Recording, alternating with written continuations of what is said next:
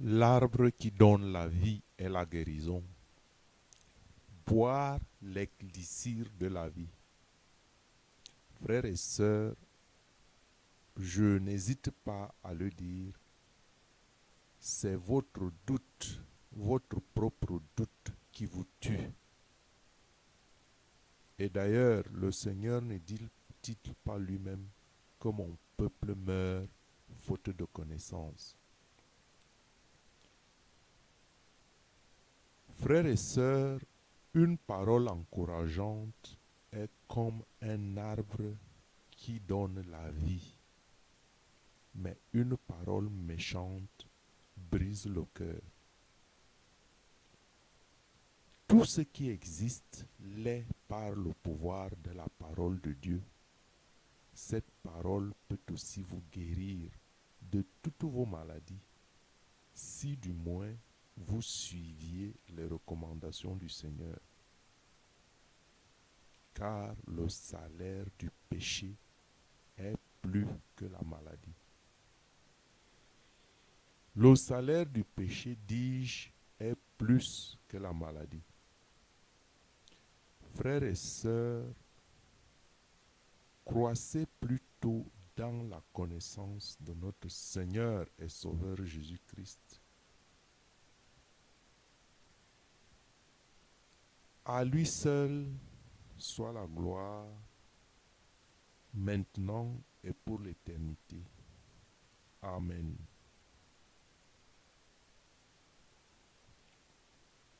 Croissez dans la connaissance de notre Seigneur afin que sa parole agisse en vous avec plénitude par sa grâce et par le biais de l'Esprit Saint.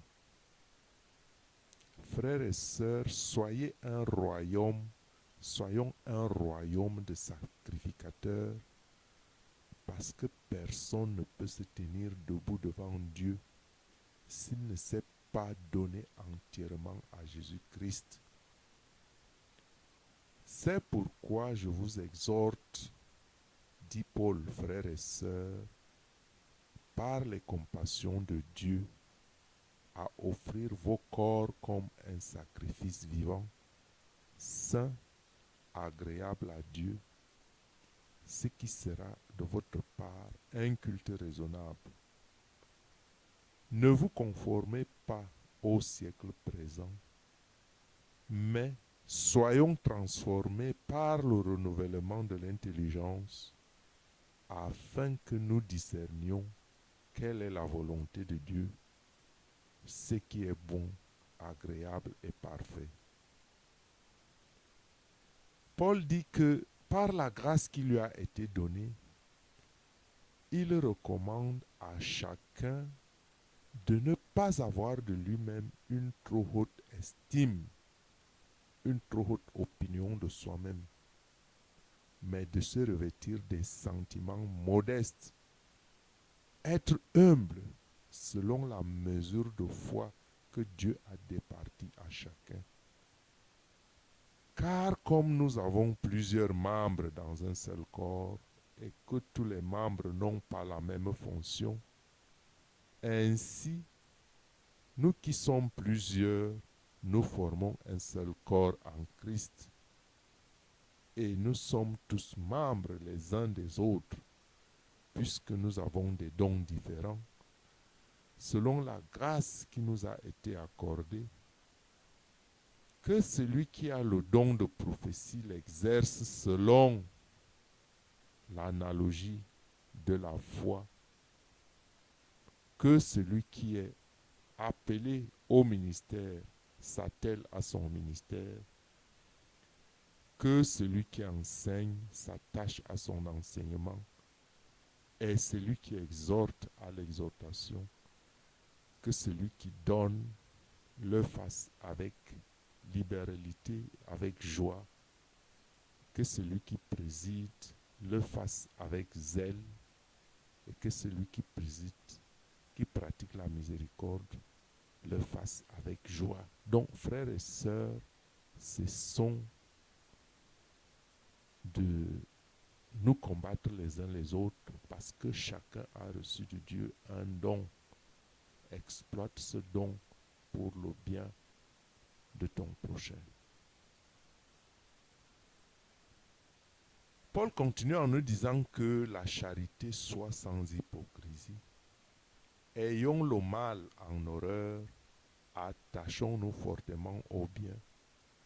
Par amour fraternel, soyons pleins d'affection les uns pour les autres.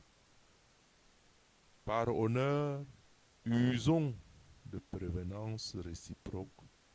Ayons du zèle et non de la paresse. Soyons fervents d'esprit. Servons le Seigneur. Réjouissons-nous en espérance. Soyons patients dans l'affliction. Persévérons dans la prière. Pourvoyons aux besoins des saints. Exerçons l'hospitalité. Bénissons ceux qui nous persécutent. Bénissons et ne maudissons pas. Réjouissons-nous avec ceux qui se réjouissent. Pleurons avec ceux qui pleurent. Ayons les mêmes sentiments les uns envers les autres. N'aspirons pas à ce qui est élevé, mais laissons-nous attirer par ce qui est humble. Ne soyons point sages à nos propres yeux. Ne rendons à personne le mal pour le mal.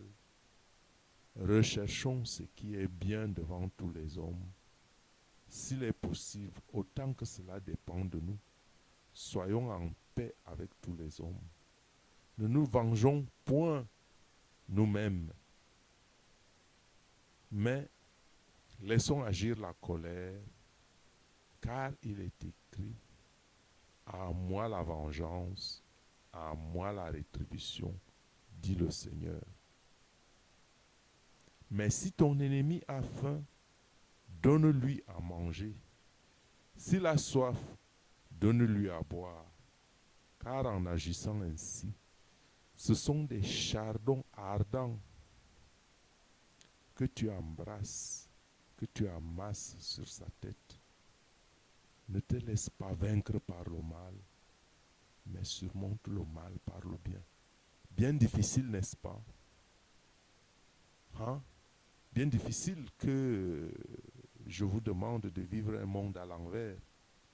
Et c'est pour ça qu'il est écrit, ne nous conformons pas au siècle présent. Essayez d'appliquer ces préceptes et vous verrez si Dieu n'ouvrira pas les écluses des cieux pour vos prières. Alors, frères et sœurs, priez avec foi. Priez avec foi ce que vous voulez voir réalisé dans votre vie. Car la parole est créatrice. Votre parole est créatrice. Utilisez-la à bon escient. Utilisez-la pour faire le bien, à commencer par vous-même. La parole est créatrice et elle naît dans la pensée. Que Dieu te bénisse.